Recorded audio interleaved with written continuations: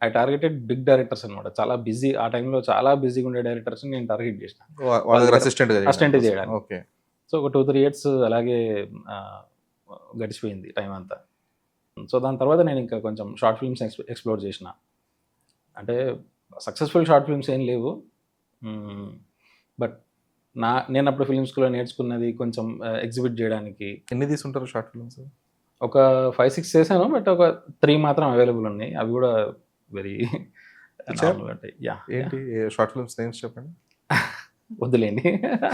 అంటే to know అంటే మీ ఒక 'మిస్టేక్' అని ఒక షార్ట్ ఫిల్మ్ చేశాను. మిస్టేక్. 'మిస్టేక్' అని ఓకే. చిన్న బాబుతో చేశాను ఒకటి. జస్ట్ అంటే అవి కూడా ఎట్లా అంటే నేను అప్పటి వరకు నేర్చుకున్న వాటికి ఎటువంటి డెమో గాని, డెమాన్‌స్ట్రేషన్ ఏం లేదనమాట ఓకే. బేసిక్‌గా. Okay. To showcase your talent లాగా. చూద్దాం అసలేంటి మనం ఏం చేయగలుగుతున్నాం అనే పర్స్పెక్టివ్‌లో ఒక 2, 3 షార్ట్ ఫిల్మ్స్ చేశాననమాట బేసిక్‌గా. హ్మ్.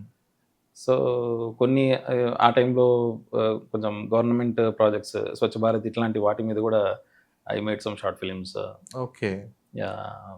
సో, ఒకటి చేశాను. బట్ దట్ అంటే 2018లో ఒకటి అంటే క్రాఫ్ట్ బాగా నేర్చుకున్న తర్వాత కూడా నేను ఒకటి ట్రై చేశాను. దట్ వాస్ సో ఫెంటాస్టిక్ అనమాట. హ్మ్.